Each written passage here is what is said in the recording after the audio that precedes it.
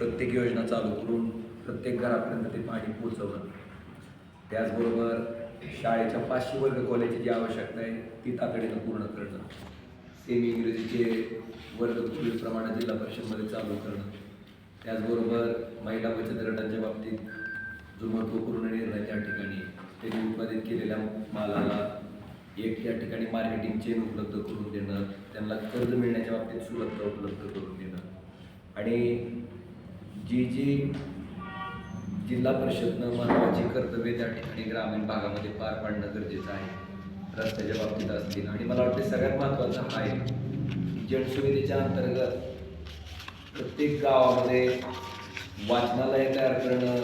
स्पर्धा परीक्षेच्या माध्यमातून अनेक विद्यार्थी त्या ठिकाणी तयारी करतात.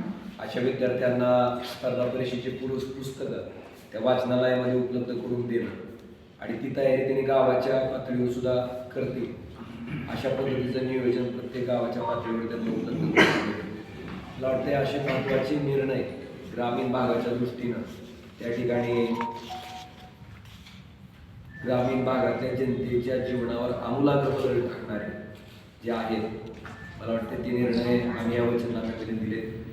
वास्तविक परिस्थितीवर आम्ही हा सगळा वचननामा तयार केला आहे. कारण उगाच मोठी मोठी स्वप्न दाखवायची आणि प्रत्यक्षात करणं शून्य किंवा हा अमुक पायलट प्रोजेक्ट अमुक पायलट प्रोजेक्टपेक्षा जी वस्तुस्थिती आहे ती समजून घेऊन त्या वस्तुस्थितीवर आपण काम करून त्याच्यात सुधारणा करणं. मला वाटतं ह्याच्या बाबतीत हा वचननामा वस्तुनिष्ठ वचननामा शिवसेना उद्धव बाळासाहेब ठाकरे पक्षाच्या वतीनं दिलेला आहे.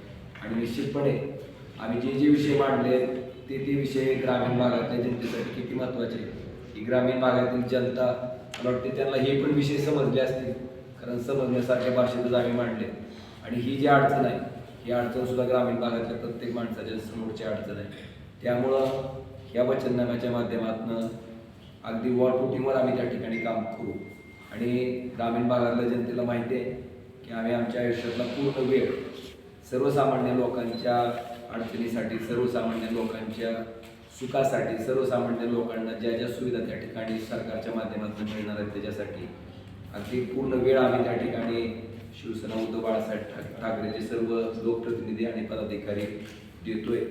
त्याच अनुषंगानं माझं धाराशिव जिल्ह्यातील जनतेला आव्हान आहे, उद्याच्या 7 तारखेला आपण सगळ्यांनी, कारण बऱ्याच ठिकाणी भारतीय राष्ट्रीय काँग्रेस आणि आमची युती आहे, काही ठिकाणी मैत्रीपूर्ण लढती पण आहेत, पण जिथं ज्या जिल्हा परिषदच्या मतदारसंघामध्ये युती शक्य आहे त्या प्रत्येक मतदारसंघामध्ये आम्ही युती केलेली आहे. आणि तिथं आम्ही काही ठिकाणी एकत्रितपणे, काही ठिकाणी मैत्रीपूर्ण लढतीत आम्ही ही निवडणूक लढवतोय.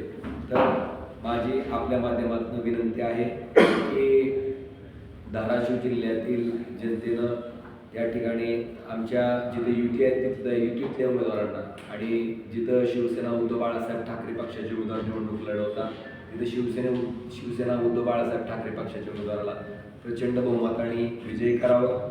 आणि नेमकी जिल्हा परिषद आम्हाला कशासाठी हवी ह्याच्याबाबतचं विवेचन आम्ही ह्या वचननाम्यामध्ये दिलंय.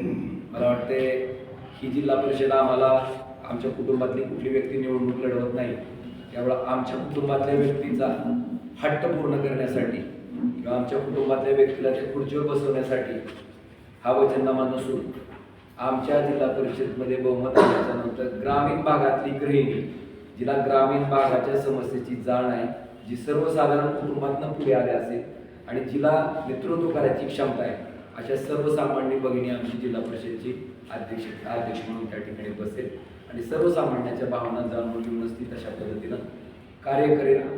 माझ्या कुटुंबातला किंवा कुठल्या आमच्या पदाधिकाऱ्याच्या कुटुंबातला व्यक्ती त्या जिल्हा परिषदच्या अध्यक्षपदावर बसावा अशा पद्धतीची लालसा ना आमच्या कुठल्या लोकप्रतिनिधीची आहे ना आमच्या कुठल्या पदाधिकाऱ्याची आहे. तर लोकांमधनं लोकांचं नेतृत्व तयार व्हावं, कारण पंचायत राज हा अतिशय महत्त्वाचा घटक आहे. आपण जर बघितलं असेल अगदी स्वर्गीय विलासराव देशमुख साहेबांचंही उदाहरण देतात, अगदी कलादारांचं सुद्धा देतात.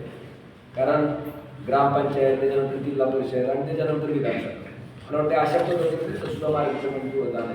विलासराव देशमुख साहेब सुद्धा बाबळगावचे सरपंच ते महाराष्ट्राच्या मुख्यमंत्र्यापदापर्यंत साहेब सुद्धा पोहोचले.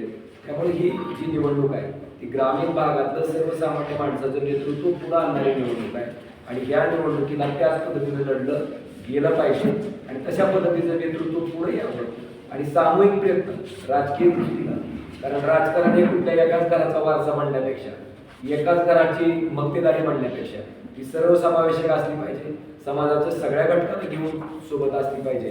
ह्या भूमिकेतनं त्या ठिकाणी आम्ही पुढे जातोय आणि निश्चितपणे मला विश्वास आहे की धाराशिव जिल्ह्यातील जनता आपलं मत मशाली या चिन्हाच्या पुढचं बटन दाबून निश्चितपणे आम्हाला धाराशिव जिल्हा परिषदेमध्ये बहुमताचा आकडा पार करेल. महाविकास आघाडी व्हावी असे सर्वसामान्य कार्यकर्त्याची इच्छा होती जिल्ह्यातल्या. नेमकं घोडं कशात अडलं नेमकं? कसं असते, प्रत्येक कार्यकर्त्याला 8 वर्षानंतर जिल्हा परिषदची निवडणूक लढण्याची इच्छा असते. जिथं आमचा कार्यकर्ता निवडणूक लढवत असतो तिथं वाटत असते की आमच्या कार्यकर्त्यांनी लढावी, त्यांचा कार्यकर्ता जिथं वाटेल त्यांना घोडं कुठं अडलेलं नाही, घोडं व्यवस्थित दोघीतनं आलेलं आहे. जिथं जिथं जिल्हा परिषद त्या ठिकाणी आमची युती होऊ शकते, शक्य आहे त्या ठिकाणी आम्ही युती केली. कार्यकर्त्यांना ही निवडणूक कार्यकर्त्याची आहे, 8-9 वर्षांची निवडणूक होते. आणि प्रत्येक पक्षाच्या कार्यकर्त्याची इच्छा होती की निवडणूक लढवायची असते. त्यामुळे काही ठिकाणी जागा वाटपात हप्ता झाल्यामुळे आम्ही त्या ठिकाणी आमची महाविकास आघाडी तुटलेली नाही, म्हणून आम्ही मैत्रीतून लढतोय.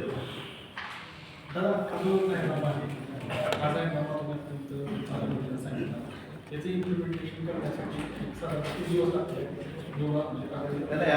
यातल्या काही गोष्टी दुसरा एक मुद्दा असा आहे की विरोधक असा प्रचार करायला की सत्ता केंद्रात आमची, राज्यात आमची, आणि तुम्हाला निधी नसेल तर तुम्ही हे जे सत्तेच्या जीवावर आमची सत्ता आहे म्हणून निधी नाही मिळणार.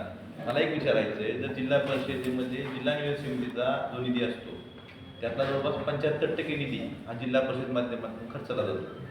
मग मला त्यांना विचारायचं, जर एखादी जिल्हा परिषद विरोधात गेली तर जिल्हा निवडणूक समितीचा निधी तुम्ही थांबवणार आहेत का? जो कायदा त्यांनी त्या कुठल्या संविधानात हे कुठं बसतं?